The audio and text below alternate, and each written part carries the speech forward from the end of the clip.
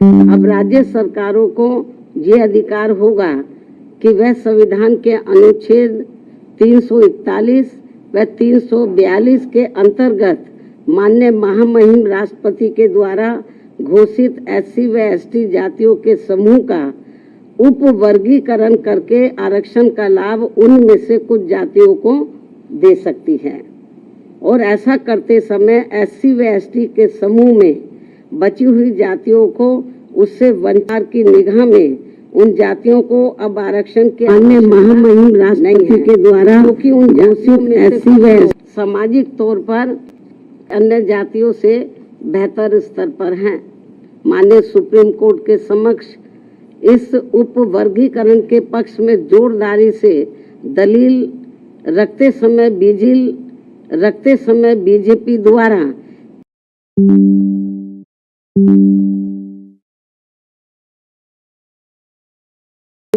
और अंत में ये सभी लोग फिर आरक्षण से वंचित रह जाएंगे। साथ ही माननीय सुप्रीम कोर्ट के समक्ष दविंदर मामले में सुनवाई के दौरान केंद्र और राज्य सरकार की तरफ से भी सत्ताधारी दल के वकीलों ने ही अपना पक्ष रखा है, परंतु माननीय सुप्रीम कोर्ट के 1 अगस्त 2024 के आए निर्णय के बाद अब तक इन सरकारों ने अपना पक्ष स्पष्ट नहीं किया है, जिससे अन्य को लेकर काफी भ्रांति की स्थिति बनी हुई है। माननीय सुप्रीम कोर्ट के समक्ष सुनवाई के दौरान समाजवादी पार्टी के वरिष्ठ राज्यसभा सांसद, जो कि वरिष्ठ तथा इनके साथ साथ बीजेपी ने केंद्र में अपनी सरकार की ओर से माननीय अटॉर्नी जनरल व सॉलिसिटर जनरल तथा कुछ राज्य सरकारों के वकीलों द्वारा, उसमें भी खासकर आम आदमी पार्टी की पंजाब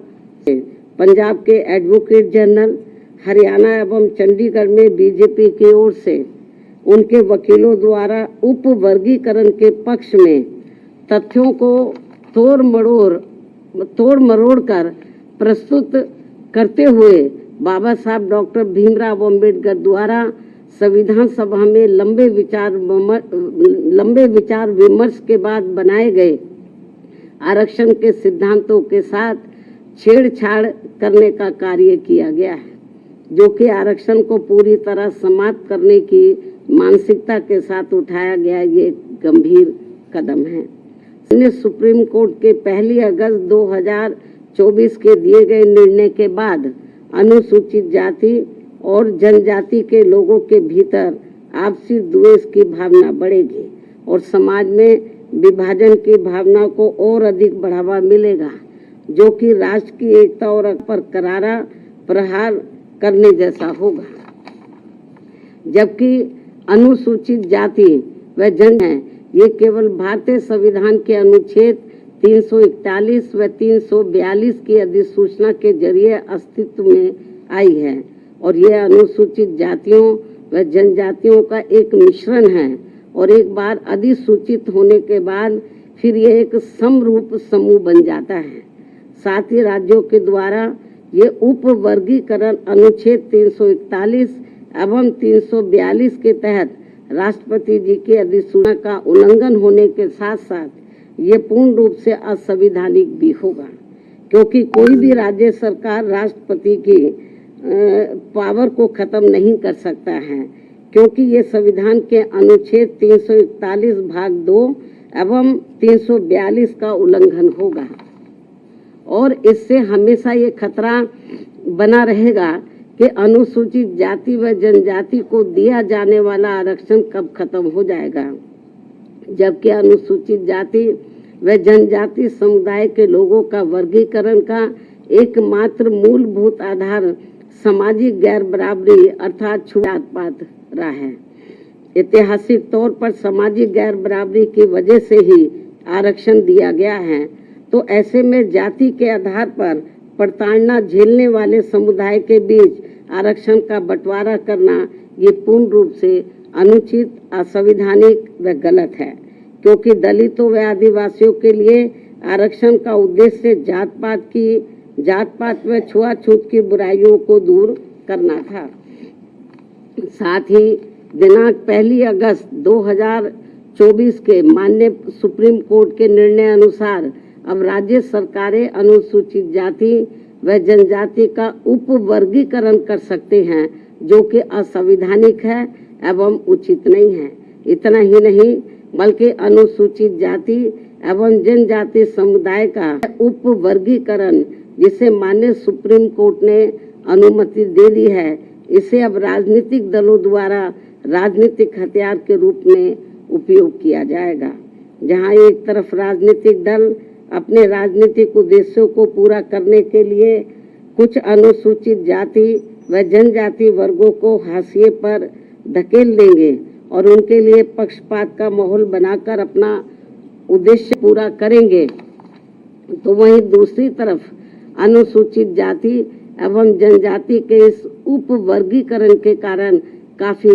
पद रिक्त रह जाएंगे और आगे चलकर फिर उन पदों के अनारक्षित श्रेणी में तब्दीली हो जाने की प्रबल संभावनाएं होंगी। अतः जिस मुख्य उद्देश्य के लिए परम पूज्य बाबा साहब डॉक्टर भीमराव अंबेडकर ने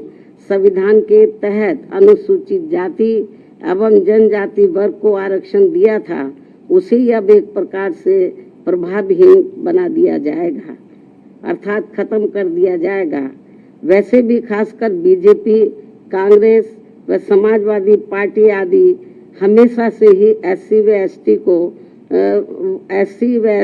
एसटी वर्गों को मिल रहे आरक्षण के विरुद्ध रहे हैं और इसलिए इनके वकीलों ने उपवर्गीकरण की काफी जोरदारी से कोर्ट के सामने अपनी दलीलें भी रखी हैं और इसे खत्म करने की सिफारिश में ये पार्टियां हमेशा प्रयासरत रहती हैं। समाजवादी पार्टी ने तो संसद के भीतर ही पदोन्नति में आरक्षण संबंधी बिल को ही बीजेपी और कांग्रेस की मिली भगत से फाड़ दिया था, जिसे आज तक केंद्र सरकार संसद में दोबारा नहीं ला सकी है, जिसकी वजह से माननीय सुप्रीम कोर्ट के नागराज के निर्णय एससी व एसटी कर्मचारियों को पदोन्नति में आरक्षण संबंधी लाभ से वंचित रहना पड़ा है तथा अब इसी प्रकार से इस नए निर्णय दिनांक 1 अगस्त 2024 के तहत अंत में हमेशा के लिए ही इन वर्गों को आरक्षण से वंचित होगा और इससे फिर बीजेपी, कांग्रेस व समाजवादी पार्टी आदि को आरक्षण खत्म करने के लिए इन्हें संविधान बदलने की भी जरूरत नहीं पड़ेगी। और यही कारण है कि इन पार्टियों ने केंद्र सरकार व राज्य सरकारों की तरफ से उचित पैरवी भी नहीं की है और काफी कुछ उपवर्गीकरण के पक्ष में दलीलें रखी हैं, जिससे कि मौजूदा चल रहे आरक्षण के विरुद्ध निर्णय आए। और एनडीए व इंडिया अलायंस की सभी पार्टियों की नीयत ठीक होती और वो एससी व एसटी को मिल रहे आरक्षण में छेड़छाड़ आदि करके उसे खत्म नहीं करना चाहते, तो फिर मेरी इन सभी पार्टियों से ये अपील है कि ये सभी पार्टियां इस विषय पर, इस मुद्दे पर देश के समूचे एससी व एसटी समाज के समक्ष अपने स्पष्ट करें और इसी चल रहे संसद सत्र में संविधान में उचित संशोधन लाकर ये स्पष्ट करें कि अनुच्छेद 341 व 342 के तहत माननीय राष्ट्रपति द्वारा घोषित एससी व एसटी जातियों के संबंध में भविष्य में किसी भी प्रकार की छेड़छाड़ व उपवर्गीकरण करने का अधिकार किसी को भी नहीं होगा तथा इन सभी जातियों को आरक्षण प्राप्त होने के लिए एक समूह के रूप में ही देखा जाएगा। ये इनको संशोधन संविधान में उचित संशोधन विधेयक इनको लाना चाहिए और ये सब लाकर इनको संविधान की में इसको शामिल करना चाहिए ताकि फिर भविष्य में कभी भी जो एससी एसटी का आरक्षण है उसके साथ किसी भी प्रकार का कोई छेड़छाड़ आदि ना हो सके। हालांकि ये नौबत नहीं आती यदि इसको बहुत पहले ही संसद द्वारा संविधान की 9वीं सूची में डाल दिया जाता। हमारी पार्टी ने लोकसभा के अंदर भी और राज्यसभा में भी इस मामले को अनेकों बार उठाया है, लेकिन इसको टाल दिया गया, क्योंकि जब बीजेपी पावर में रहती है वो भी इसको टाल मटोल करती है। इस मामले को कांग्रेस पावर में रहती है तो वो भी इस मामले को टाल मोल कर देती है। इससे स्पष्ट है कि चाहे कांग्रेस हो, बीजेपी हो या अन्य पार्टियां हो, उनकी वीकर सेक्शन के मामले में, खासकर दलितों व आदिवासियों के मामले में अभी इनकी जातिवादी सोच बदली नहीं है। मुझे नहीं लगता है कि ऐसा कुछ ये पार्टियां कर पाएंगी। इसके साथ साथ मेरी इस देश के सभी अनुसूचित जाति व अनुसूचित जनजाति वर्गों के लोगों से ये खास अपील भी है कि इस समय इस निर्णय से उत्पन्न स्थिति को अपने व अपने बच्चों के भविष्य तथा अपने संवैधानिक अधिकारों को नुकसान होने से बचाने के उद्देश्य से तथा बाबा साहब डॉक्टर भीमराव अम्बेडकर के द्वारा अपने अथक प्रयासों से इन वर्गों को जो संवैधानिक अधिकार दिलाए गए हैं, तो उन्हें खत्म होने से बचाने के लिए इस स्थिति को अपने लिए एक आपातकालीन की स्थिति समझते हुए इन्हें एकजुट होना पड़ेगा तथा मात्र अपने अपने राजनीतिक स्वार्थ व दबाव से प्रेरित न होकर यहाँ सभी राजनीतिक पार्टियों के ऊपर दबाव डालकर उचित संवैधानिक संशोधन लाने के लिए मजबूर करना पड़ेगा। इस खास अपील के साथ ही अब मैं माननीय सुप्रीम कोर्ट से भी ये पुरजोर अपील करती हूँ कि वह देश में SC व ST वर्गों के हितों में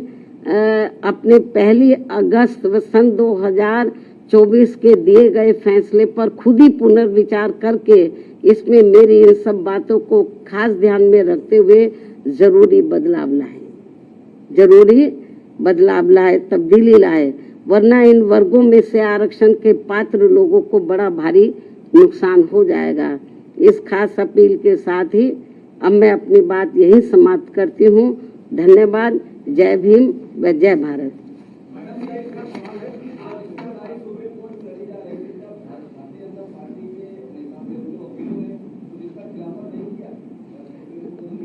नहीं, उसका खिलाफत इन्होंने नहीं किया।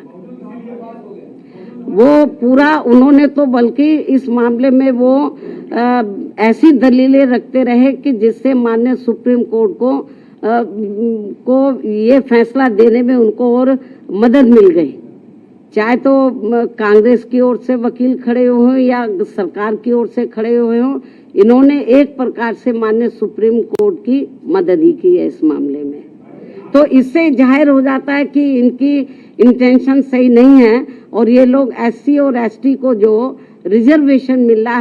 रहा है इसको सीधा खुद ना खत्म करके माननीय कोर्ट के जरिए, जुडिशरी के जरिए ये इसको खत्म करना चाहते हैं और इसमें ये लोग काफी हद तक कामयाब भी हो गए हैं और हमारी पार्टी इसको लेकर बड़ी चिंतित है।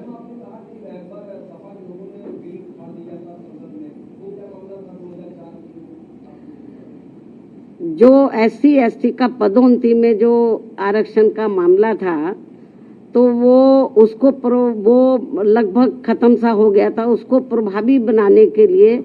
हमारी पार्टी ने उस समय सेंटर में कांग्रेस की सरकार थी, उनके ऊपर दबाव बनाया कि आप इसमें संशोधन विधेयक लाइए और पदोन्नति में आरक्षण को पुनः प्रभावशाली बनाया जाए। जब ये बिल लाया गया तो कांग्रेस नहीं चाहती थी कि SC ST वर्गों के कर्मचारियों को पदोन्नति में आरक्षण का लाभ मिले। तो कांग्रेस उस समय पावर में थी, तो कांग्रेस और बीजेपी खुद ना आगे आकर उन्होंने समाजवादी पार्टी के जो सांसद हैं उनको आगे किया और उनकी मिली भगत से उन्होंने इस बिल को फाड़ा और इस बिल को पास नहीं होने दिया और अभी तक ये बिल पास नहीं हुआ है।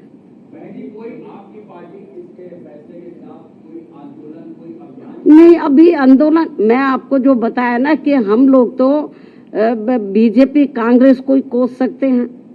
क्योंकि इनके वकीलों को सही पैरवी करनी चाहिए थी, सरकार को सही पैरवी करनी चाहिए थी। हमने माननीय सुप्रीम कोर्ट से मीडिया के माध्यम से हमने उनसे अपील की है आज कि वो अपने इस फैसले पर पुनर्विचार करें, इस फैसले को बदले, वरना इस देश में जो करोड़ों दलित और आदिवासी समाज के लोग हैं,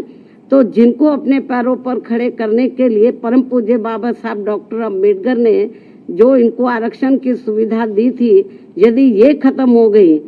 तो बड़ा मुश्किल हो जाएगा। और जो लोग ये कहते हैं कि एससी में या एसटी में जो जातियां मजबूत हर मामले में आर्थिक तौर पर मजबूत हो गई हैं, तो उसमें से मैं समझती हूँ मुश्किल से 10 या 11% लोग ही मजबूत हो गए होंगे, बाकी 90% लोगों की हालत तो बहुत ज्यादा खराब है। लेकिन माननीय सुप्रीम कोर्ट के इस फैसले से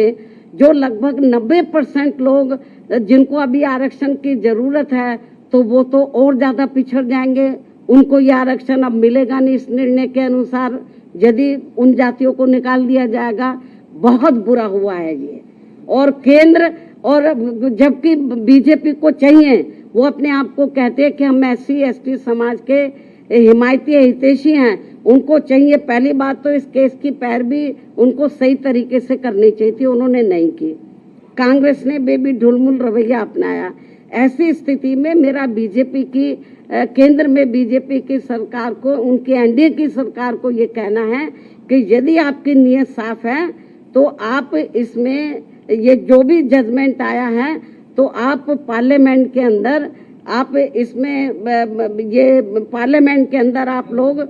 जो संविधान में आप संशोधन करें और इसको संविधान की 9वीं सूची में लाए, और जो सुप्रीम कोर्ट ने जजमेंट दिया इसको पलटे, मतलब क्योंकि पार्लियामेंट को भी पावर होती है, उसको पलटे। और नहीं पलटते हैं तो समझ लो ये कांग्रेस हो, बीजेपी हो और भी दूसरी पार्टियों हो, इनकी एससी एसटी के और ओबीसी के रिजर्वेशन के मामले में इनकी नीयत साफ नहीं है।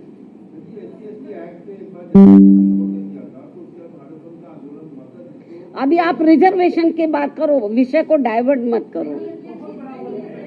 आपको ऐसा नहीं लगता कि जैसे उत्तर प्रदेश के अगर हम लोग कॉन्टेक्स्ट में बात कर रहे हैं कि शेड्यूल कास्ट में जैसे जाटव जो बिरादरी है वो थोड़ी सी मजबूत हो गई है, और वाल्मीकि की बात, मेरी बात सुनो, जो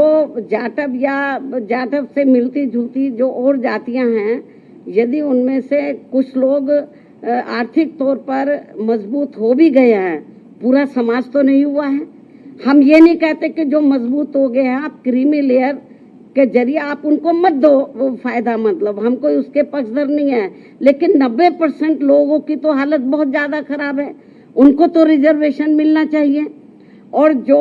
9-10% जो जाटव या इससे मिलती जुलती जातियों की स्थिति, आर्थिक स्थिति सुधर भी गई है, लेकिन समाज में तो आज भी जातिवादी लोग उनको पुराने नजरिए से देखते हैं, जात पात तरीके से देखते हैं, इसलिए अभी इन सबको रिजर्वेशन की बहुत ज्यादा सख्त जरूरत है। नहीं, अभी ये तो माननीय सुप्रीम कोर्ट को बताना चाहिए था ना, हम लोग तो नहीं करेंगे। सुप्रीम कोर्ट ने कोई इसका पैमाना अभी तय किया नहीं है, बहुत ढुलमुल ये जजमेंट है, और इस तरीके से इसकी आड़ में राज्य सरकारें जो एससी एसटी को अभी तक रिजर्वेशन मिल रहा है इसको बिल्कुल निष्प्रभावी बना देंगी, ना के बराबर इसको कर देंगी, लोगों को कोई इसका लाभ नहीं मिलेगा। नहीं, हमारे को तो उन्होंने कब बुलाया ही नहीं, जबकि हमारी पार्टी इनके लिए लड़ाई लड़ती रही है। हमको भी बुलाते तो हमारी ओर से वकील जरूर जाता।